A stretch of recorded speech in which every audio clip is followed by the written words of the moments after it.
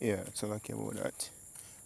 So yeah, you mentioned that we don't want to get a major prophecy, you know. Sure, you say, oh, really at the end, or use again for monitor where we are. Because as we see, the world is heading to World War III, right? Yeah, that's obvious right now. Unless you're up there and down Iraq or, something like that. But this is 2 Ezra 13 and 1. It says, and it came to pass after 7 days, I dreamt a dream by night, and lo, there arose a wind from the sea, that it moved all the waves thereof. And I beheld, and lo,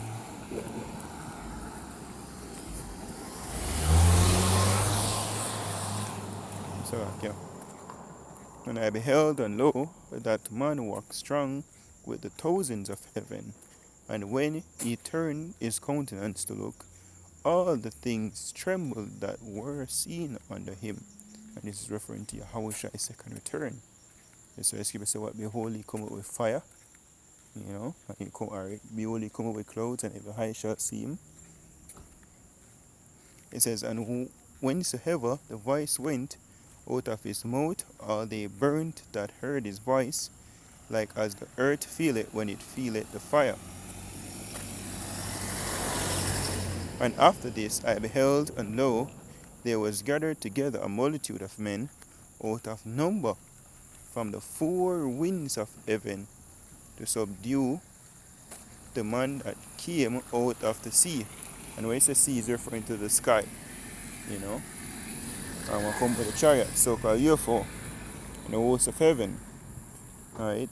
And then the scripture speaks about when him come, the what? A great host gather for try to fight against him, because them claims a yelling invasion and never fight, which can fulfill what?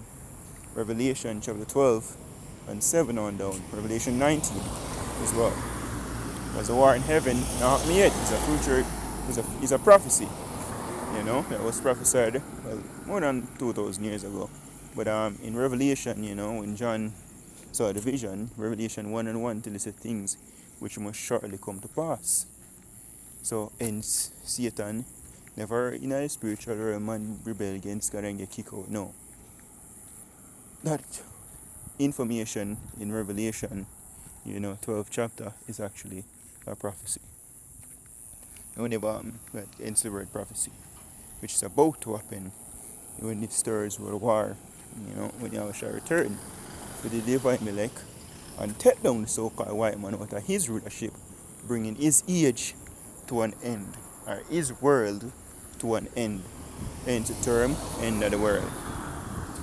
So it says,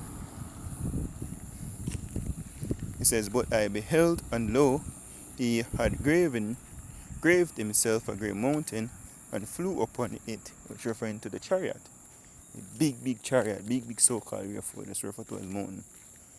It says, but I would have seen the region or place where out the hill was graven, and I could not. So it's like you might try to see how big it is, where it start or where it done. But I can't tell because it just literally black out the whole sky. It's written, all eyes shall see. No matter which way they in earth, you'll be able to see the big old chariot black out the sky. For example, in the movie Independence Day, think part 2, yeah. Like I say, it has touched down over the Pacific. No, the Atlantic Ocean, sorry. So we're over the Atlantic, all over it. Show the level of size that it is. Big. It says, and after this I beheld, and lo, all they which were gathered together to subdue him were so afraid, and yet durst fight. And lo, as he saw the violence of the multitude that came, he neither lift up his hand, nor held sword, nor any instrument of war, but only I saw that he sent out of his mouth as it had been a blast of fire, and out of his lips a flaming breath, and out of his tongue he cast out sparks and tempests, which referring to the chariot. Send concentrated heat or fire to burn them up. And they were all mixed together, the blast of fire flaming breath, and a great tempest, and fell with violence upon the multitude which was prepared to fight, and burned them up every one, so that upon a sudden of an innumerable multitude nothing was to be perceived, but only dust and smell of smoke. When I saw this, I was afraid. Same sort of vision, you know. So we'll go down to the interpretation real quick.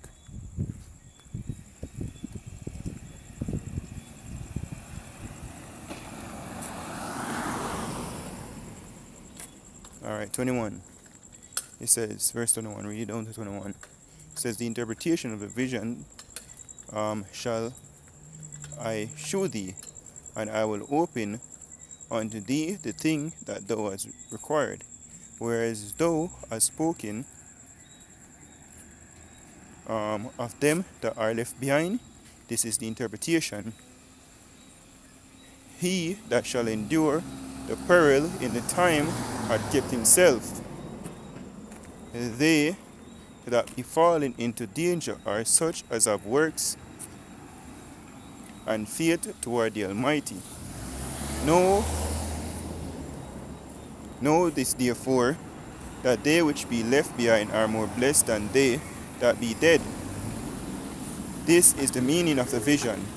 Whereas thou sawest a man coming up from the midst of the sea, the same is he whom Yahweh the highest had kept a great season, by which his own self shall deliver his creature, and he shall order them that are left behind. And whereas thou sawest that out of his mouth there came a blast of wind and fire and storm,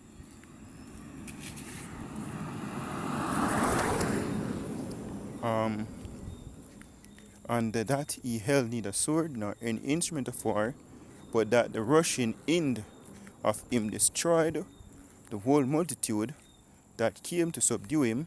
This is interpretation. Behold, the days come when the Most High will begin to deliver them that are upon the earth.